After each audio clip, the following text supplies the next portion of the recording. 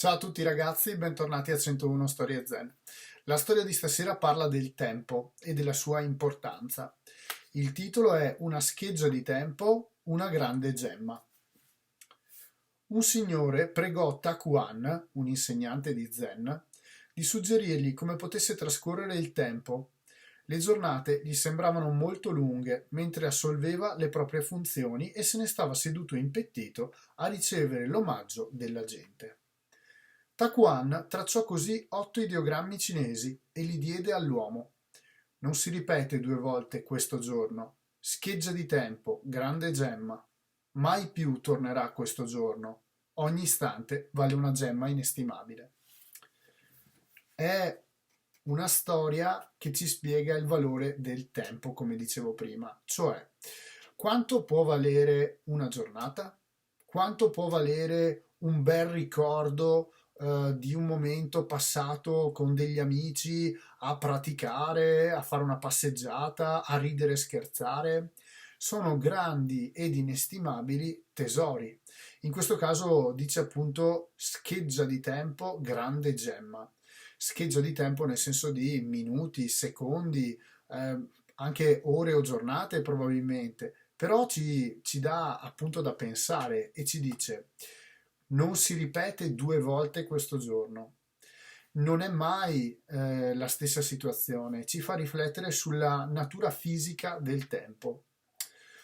Vediamola un attimo. Il tempo è un'unità di misura che ha un unico orientamento e scorrimento, l'avanti. Di conseguenza, io posso tranquillamente collezionarmi tanti bei ricordi e la memoria è qualcosa di strano, nel senso che è il nostro registratore del passato e un pochettino amplifica le idee sul futuro. Io la vedo un po' così. Diciamo che il tempo è abitato dallo spirito dell'uomo, cioè il tempo è abitato dallo spirito dell'uomo. Per me lo spazio, ok, è come se fosse per il corpo lo spazio materiale, il pianeta Terra. Per la mente, ragazzi, quello spazio è tempo, è minuti, secondi, è un modo di leggere la vita con 2 flussi diversi. Uno, appunto, quello dello spazio, quindi mi muovo, vado a trovare un amico a 80 km, ho queste distanze. L'altro tipo di distanza è una distanza di tipo temporale. Quanto tempo passa tra pensare a un'idea e realizzarla? Quanto tempo passa da un ricordo vissuto in grande felicità e l'adesso? Sono tutte distanze, no?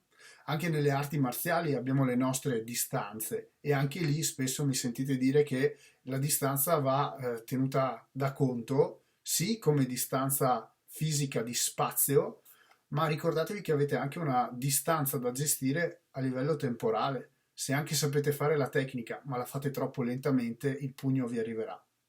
È per questo che è fondamentale addestrare il corpo a sapersi muovere nello spazio, ma soprattutto a saper reagire in tempo. Eh, è un panorama molto complesso, me ne rendo conto, però è giusto fare ancora qualche piccolo minuto su questo tema. Il tempo è qualcosa che, come dicevo, ha un'unica direzione. Immaginate se di tutti i luoghi che avete potuto visitare vi venga fatta una restrizione.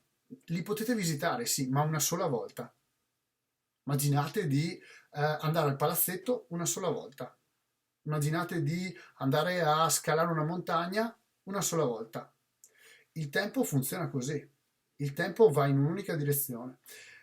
E questo è particolare, nel senso che andare a pensare di potersi muovere all'interno del tempo in passato non si può. Almeno attualmente, da quello che so a livello scientifico, non è ancora possibile. Diciamo questa ultima riflessione. Non si ripete 2 volte questo giorno e per questo giorno non si intende solo un ricordo personale, si intende come si sta muovendo il mondo con tutte le anime, gli spiriti, i corpi che vagano per le strade, per tutto quello che può essere il tran tran quotidiano, lavoro, bar, cinema, palestre, dojo, attività di tutti i tipi, quel giorno sarà uno solo e non si ripeterà. Questo sta cercando di dire il nostro maestro Zen della storia, ma inoltre poi dice un'altra cosa.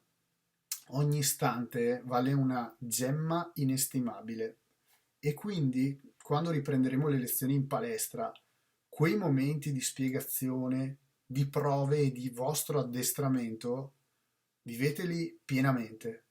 Viveteli con corpo perché siete in quel luogo, ma soprattutto con lo spirito e la mente perché siete in quel momento.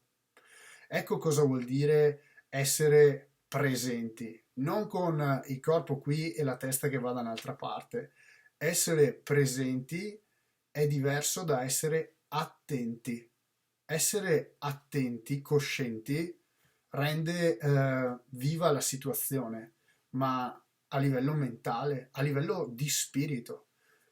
Così dovremmo sempre partecipare a tutte le lezioni, siano di judo, aikido, budo, non importa, l'importante è essere mentalmente proiettati a una dimensione di miglioramento ed essere lì per quello, essere lì per sé e per migliorarsi e donarsi anche agli altri, ovviamente, certo, cercare quindi di migliorare sé e migliorare anche gli altri, così miglioro ancora di più io e poi migliorano ancora di più gli altri e si alza sempre di più l'asticella.